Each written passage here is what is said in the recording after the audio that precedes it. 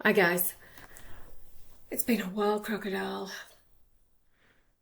So much has occurred.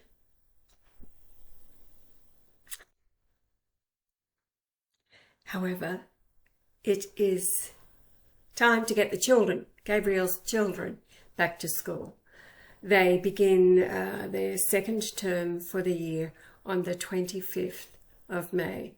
And Gabriel has updated over at the GoFundMe site and needing a little extra help this time because of extra fees that are required. So instead of €1,100 that we've been able to help these last couple of years per term, it's €1,300. And, oh, okay, today's the 19th of May. I was just thinking, but Maddie came in. Yeah, he's got a new computer and it's exactly the same as this one that's sitting on my desk. And yeah, anyway, the 19th of May 2026, and it is 8:42 p.m. Toowoomba, Queensland, Australia time. Yes, so with everything that has gone down, I'll talk to you a little about how I've had to overcome an affliction, doing it my way, the Yahweh, of course, but let's go and see what's happening over at the GoFundMe site. Okay, so this is Gabriel's update here from yesterday. Hello friends, hope you're doing, I think it means well, dear friends. Actually, it's been a long time since I've updated you people on everything, but it's a little tight with a lot of some things. Oh my goodness gracious me. Anyways, just came here to say something about our school. On the 25th of May, our new term semester starts again. Our kids have had 1 month of rest. And here comes another new semester, kindly requesting for your assistance in the tuition, as we have been doing it before for the past year, and this is the second year. I think it's actually the third year.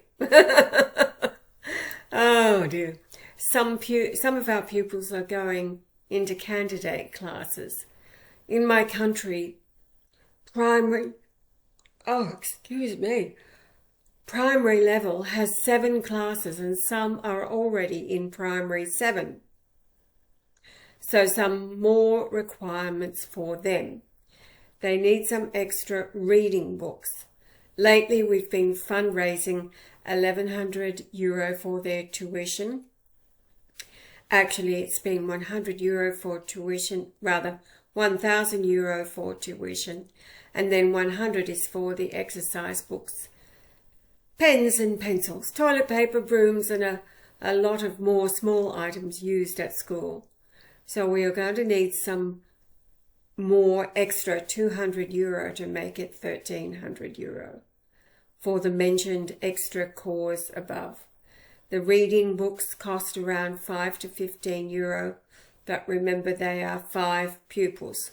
Then also, while students at each level, like end of primary school, they do a national exam, marked and ranked national-wide. Then the National Examination Board also requests for some money that's paid directly to the National Examination Board account. That's the reason why I asked for a rough estimate of €200 more. So Gabriel finishes, why did I post this early, much like a week prior? Because I want you to have some time to find some support before the real dates. Yes, we understand that. I was thinking today we should, if we had an idea of the dates of the end and the beginning of terms, we could mark our calendars for it. And you've all been so faithful and true to this cause. I see that Gabriel has finished with #BLGM, the 312. And I have to tell you, the Barbara in Ohio has been waking up every morning for more than a week at 3:12 exactly. She sends me a message before she goes back to sleep. And yes, spring is in the air in the Northern Hemisphere, as we are at the end of our autumn here in Australia. The 1st of June will be the first day of winter in the Southern Hemisphere. And Yahweh's agent there, so faithful. And yes, so faithful is Yahweh's agent. And I have to tell you that Yahweh's agent is a she. Faithful and true. I'll be using what I've been using. I'll be using Western Union again for all the reasons that I've expressed before. And you can see Yahweh there looking oh so handsome in the background on the flag for Palestine. So what have I been coping with? Well, it's been interesting that asthma. Now, I've had bronchial asthma from a child, really. Come to think about it, you all know how deadly asbestos is and how it was banned decades ago. And James Harding here in Australia formed a fund for those who would end up dying from inhaling the fibres from asbestos that was used in a lot of fibro board, plaster board, not plaster, but fibro cement used to clad houses internally and externally. Anyway, our family lived in a fibro house for a number of years, and I was thinking of my father as he used to like to change things around and pull things to pieces and then rebuild. Look, that's not been my problem, but the point is that from a small child, bronchial asthma was something that I did suffer from. Into an adult, and then I spent a week in hospital in 1990, April 1990, when I couldn't get what I needed from the pharmacy for the bronchial asthma that I was suffering from. So the doctor phoned and said, just go put yourself in the hospital. I was there for 7 days on Ventolin and oxygen. Now, this is really interesting for any of you who might be wondering what it is that you're allergic to. During that week at the hospital, I got my sense of smell. It returned. And as soon as I walked back into our home, it hit me and I began to wheeze immediately. I raced outside. I could smell the Australian native flowers that had been presented to me over the years, and you just let them dry in their vases. Long story short, it was the mold that would grow on those dried flowers that was causing me to be so ill. And then, so we gathered it all up into garbage bags and took them to the garbage tip. And that was the end of the problem. So, and then more recently, 2017, staying in the Barrel area, mold again from wet weather and around the windowsills, just a lot of rain in that area. Again, I became that really sick, and the only thing that kept me going at that time was black coffee, because it's a vasodilator and it opened my airwaves so I could breathe out on the back deck, not in the house. And the other safe place for me at that time was my car. So I drove back here, of course, to Tugum, and made an appointment with the doctor, and I just said to her, and I could hardly speak. I was rattling so badly. I said, I want every test under the sun. So we did x-rays, sputum, and ultrasound, all kinds of things. But on that day, I remember it was a Thursday, she said, I was so sick and I knew it. Long story short, 2 days later on the Saturday, Yah gave me the first calcium hypochlorite. I took about 4 total, and by the time I went back to her on the Monday, and she's listening to, she says, oh, you are so much better, and I've got my full breath and speaking voice back. And so I told her to write this down, and I told her what it was that I was doing. That was the calcium hypochlorite, but the sputum test came back that I had Haemophilus influenza bacteria. Now that's the one that if you don't get it, it can lead to meningitis and it can lead to death if you don't catch it. So that was the last time. Oh, and the x-ray also showed that I had COPD. What's that? Chronic obstructive pulmonary disease. And my aorta was slightly enlarged. But that was then. And that was the last time I had been to a doctor. So this time, because I started to wheeze, I call it the train whistles blowing. No control over it. It's the weirdest thing. Oh dear. And then having to have the Ventolin and the cough and all the rest of it. And I couldn't seem to shift it. I started taking calcium hypochlorite. This one was different though. It didn't respond the same way, although it definitely helped. Again, back to the same doctor, I actually tracked her down. And all the tests under the sun. Now, more tests this time. I had a fungus, right? Okay. And then the serum tests showed that I had been exposed to Epstein-Barr virus. Now that is another name for it is glandular fever or mononucleosis. And it's something that after you have it, you're really, really tired. They actually call it kissing disease or something like that. But anyway, they were able to tell from the serum samples that I had been exposed to it. Also, I had been exposed to another virus called CMV, which is cytomegalovirus. Okay. And then I was also exposed to Ross River fever. Now, throughout all this, I didn't have any symptoms of any of those viruses. So I don't know when this was.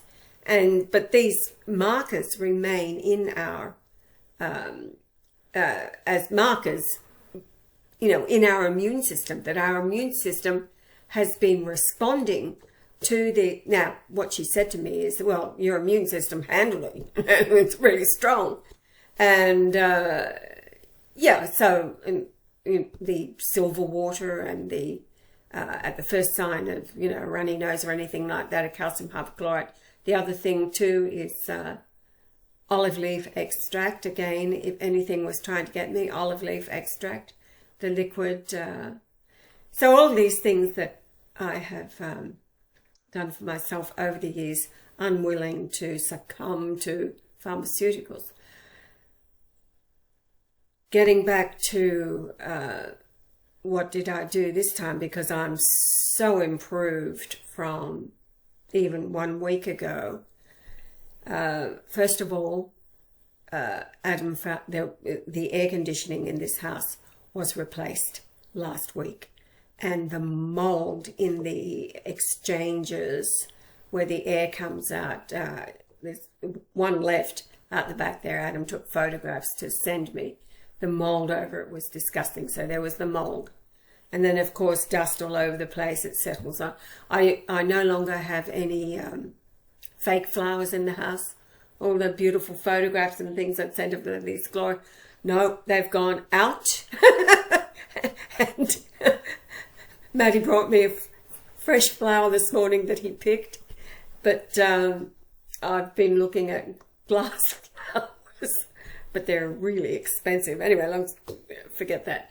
So I don't have any flowers left in the house because they just gather dust. So dust and mold, of course. And yes, again, the markers, my immune system, yeah, way over the top for asthma. So and it showed the x-ray, chest x-ray showed that my heart was enlarged.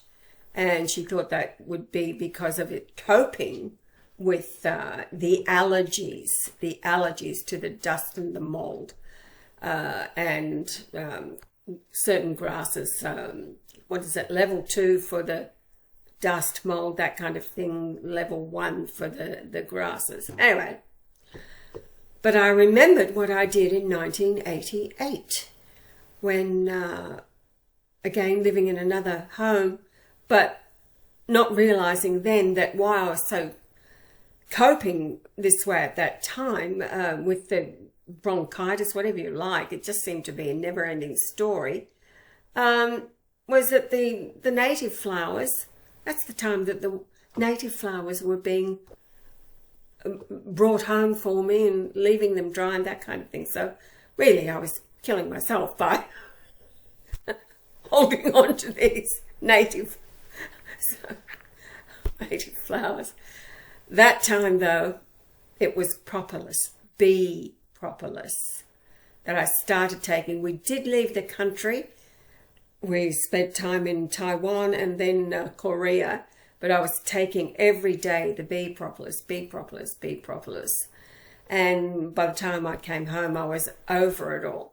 So this time I was reminded that's what I did. So doing the deep dive, I ordered from Australian bees, and not from your chemist warehouse or anything like that, but from a site where the beekeepers themselves produce their own products, and then you can buy them online. So they arrived last week after Adam sent me out of the house for 3 days so he could demold everything.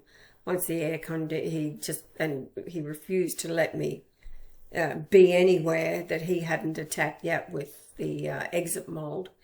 And yeah, anyway, so the bee propolis I've been taking, along with, this was a memory brought back to me, although it had been in our cupboard for the last 2 years unopened, and the 4 herbs that make up the black salve that I make. The 4 herbs, the main being, 4 equal parts of bloodroot, galangal, chaparral, and I always forget the 4, graviola, that's right. Because, again, reminding myself that they are used to attack tumours or cancers inside the body and really good for the skin. However, they are antifungal.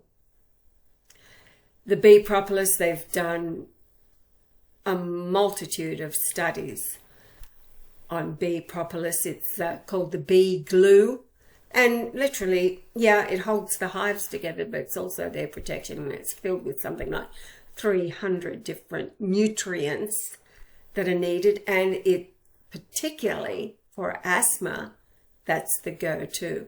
So yeah, I'm able to make this recording. Gabriel knows that I've been battling the asthma.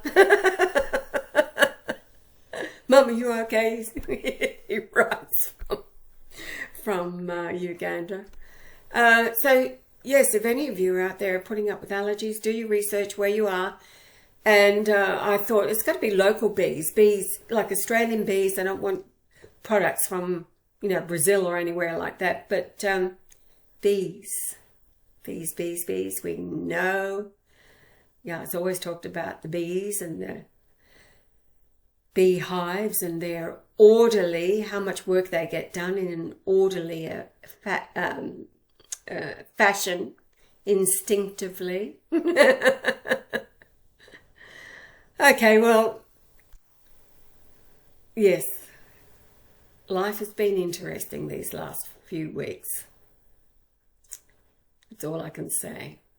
And it's about to get more interesting. So, remember, Yah's the orchestra conductor as the world has awakened to the goings-on of the powers that were. All right, I'm going to leave it at that. Please, I'll leave the link for the GoFundMe site. And again, thank you, thank you, thank you, all of you, for being so faithful to support Gabriel and his lifelong commitment to these children being educated by us. We are helping them. Gabriel's brother, he has a brother, Gideon, who finished his schooling, and he's back at home now with the family. Yeah. All right. So just a quick update. There hasn't been an Ezekiel message for a while. I don't know if there will be one. There's been some personal clarifications as it has been sought. And so I'll just wish everybody a good night, and thank you again for helping us educate these children in Uganda. All right. Good night.